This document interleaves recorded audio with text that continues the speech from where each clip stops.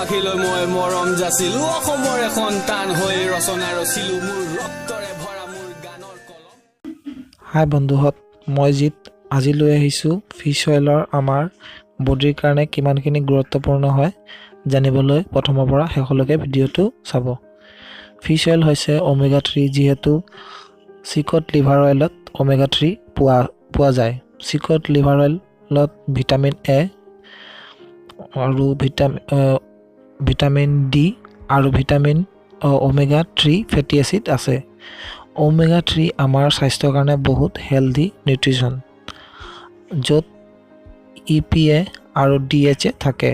আমাৰ হাৰ্টৰ কাৰণে আৰু ব্ৰেইনৰ কাৰণে খুবেই ভাল কেপচুল। ওমেগা 3 ফেটি এচিডৰ বডি নিজে প্ৰডিউচ নকৰে, ইয়াক আমি ডায়েটৰ দ্বাৰা আৰু ছাপ্লিমেণ্টছৰ দ্বাৰা কনজিউম কৰিব লাগে। ওমেগা 3 আমাৰ শৰীৰত জইণ্টছৰ কাৰণে বহুত বেনিফিটছ। প্ৰায় দেখিব পোৱা যায় যে বয়স হোৱাৰ লগে লগে মানুহৰ শৰীৰত জইনৰ পেইন হ'বলৈ ধৰে। এইবোৰ ওমেগা 3 ফেটি এচিড কম হোৱাৰ কাৰণে এইবোৰ দেখিবলৈ পোৱা যায়। নেচাৰেলৰ পৰা যদি ওমেগা 3 পাব বিচাৰোঁ, তেন্তে এইবোৰ বস্তু খাব লাগিব: ফ্লেক্সিড, চিয়া চিড, ৱালনাটছ, ফিছ, কলিফ্লাৱাৰ, এনেকুৱা ধৰণৰ ফুডছ আমি ব্যৱহাৰ কৰিব লাগিব। আৰু এইবোৰ বস্তু যদি এভেইলেবল নাথাকে, তেন্তে আমি ছাপ্লিমেণ্টছৰ পৰা ব্যৱহাৰ কৰিব লাগিব।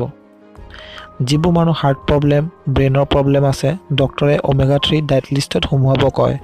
গতিকে ছাপ্লিমেণ্টছৰ পৰা এড কৰিব বিচাৰিলে ওচৰৰ মেডিকেল ষ্ট'ৰত এভেইলেবল থকা চিকট লিভাৰ অইল 110 কেপচুল 241 এনেকুৱা ধৰণৰ কিবা এটা প্ৰাইচ হ'ব। গতিকে ওমেগা 3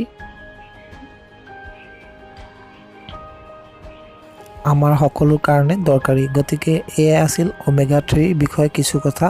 এনেকুৱা ধৰণৰ ভিডিঅ' পাবলৈ হ'লে মোৰ এই চেনেলটো ছাবস্ক্ৰাইব কৰিব। আৰু যদি ভিডিঅ'টো ভাল লাগে, যদি কিবা ইনফৰ্মেশ্যন ভিডিঅ' হিচাপে আপোনালোকৰ ওচৰত লাগি থাকে, তেন্তে নিশ্চয় এটা লাইক কৰিব আৰু ফ্ৰেণ্ডসকলৰ মাজত শ্বেয়াৰ কৰিব। আৰু এনেকুৱাই মোৰ লগত ছাপৰ্ট কৰক, যাতে মই অলপ আগবাঢ়িব পাৰোঁ আৰু কিছু কথা আপোনালোকৰ আগত শ্বেয়াৰ কৰিব পাৰোঁ। গতিকে আজিলৈ ইমানেই, ধন্যবাদ।